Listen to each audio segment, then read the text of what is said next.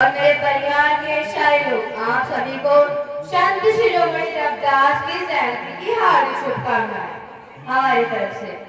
और मेरा नाम ममता कुमारी है, मैं इसी गांव में रहती हूँ और आप लोगों के सामने कुछ प्रस्तुत करने आई हूँ। कृपया इसमें कुछ गलतियाँ होंगी तो माफ कर दीजिएगा, क्योंकि अभी हम आपके जैसे नहीं है और आप हमसे बड़े, हमारी सोच भी आपसे बड़ी है हमारी, इसीलिए कुछ गलतियां हो तो माफ कर दीजिएगा।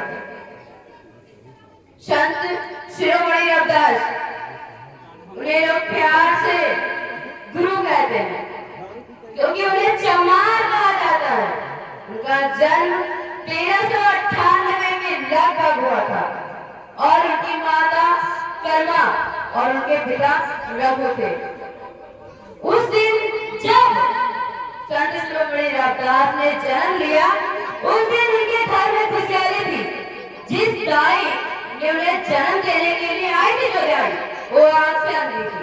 जब वो आई, उन्होंने रविदास को जन्म दिया, तो रविदास के जन्म लेते ही उसकी आंखों की रोशनी आ गई। रविदास जैसे जैसे बड़े होते गए, वैसे वैसे ब्राह्मण समाज के लोग उनको तरसने लगे, उनसे जलने लगे और सोचने लगे कि कैसे मैंने नीचा गिरा दिखा गया। लेकिन हर षड्यंत्र उनका नाकामयाब होता था रविदास जी के आगे, क्योंकि रविदास जी थे ही ऐसे हमारे, इसीलिए हर षड्यंत्र का कामयाब नहीं हो रहा था। एक बार बड़ी किल्लत से उन्होंने एक षड्यंत्र बनाया कि हम क्यों ना इन्हें नीचे गिराएं। तो फिर रविदास जी गिरने वाले कहाँ थे, और ब्राह्मण समाज के लोग राजा के पास गए और बोले कि रविदास जी गलत उपदेश देते हैं लोगों को और कहते हैं मंदिर में भगवान नहीं है, वो तो सबके दिल में होते हैं। अगर तुम उन्हें पूजा करोगे और उन्हें मंदिर में बैठकर घंटा बजाओगे तो तुम्हें भगवान के दर्शन नहीं होने वाले।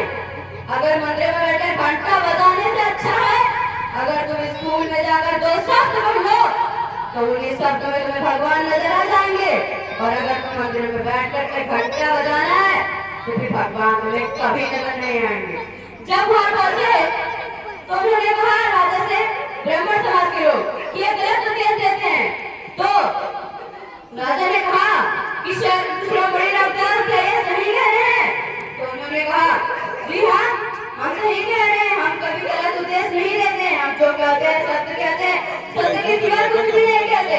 तो उन्होंने कहा तो क्या तुम अपनी बातों को सत्य करके दिखाओगे?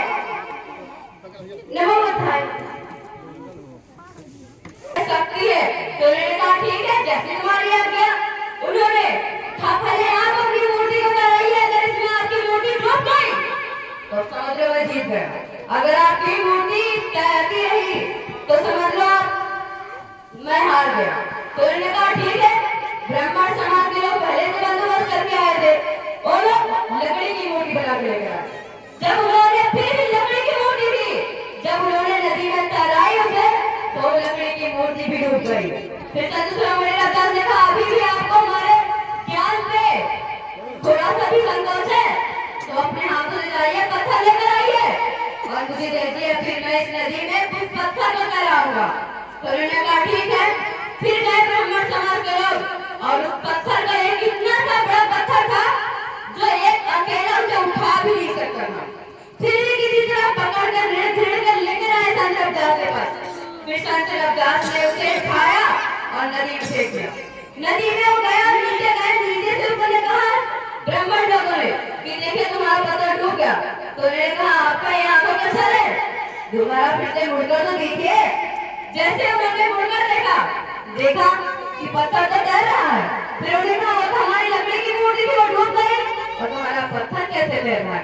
तो उन्होंने कहा भक्ति दिल से होती है, मंदिर में घंटा बजाने से नहीं। और उन्होंने कहा मन चंगा तो कठौती में गिर गया। इसी चीज में मैं आप लोगों के सामने एक और डायलॉग सुनाना चाहूंगी, कृपया उसे घर सुनिएगा। आजादी आई भी तो क्या, ये आजादी आई भी तो क्या, कायम है गुलामी की रस्में, जनता का जीवन नाश भी शर्मादारों के बस में। जो गरीब थे और गरीब हुए, जो गरीब थे और गरीब हुए, जो अमीर थे और अमीर बने, काला धन तिजोरी में फिरती इसकी की क्या तकदीर बने, काला धन तिजोरी में, फिर देश की क्या तकदीर बने, फिर देश की क्या तकदीर बने, शाहों की नहीं, नेता की नहीं, दौलत की हुकूमत आ गई, कि शाहों की नहीं, नेता की नहीं, दौलत की हुकूमत आ गई। इंसान को जीने के लिए पैसों की जरूरत आ गई है। वो लोग जो कपड़े बुनते हैं वही लोग नंगे हैं, जो लोग कपड़े बुनते हैं वही लोग नंगे हैं। अरे कैसे सोने की चिड़िया है, अरे कैसी सोने की चिड़िया है,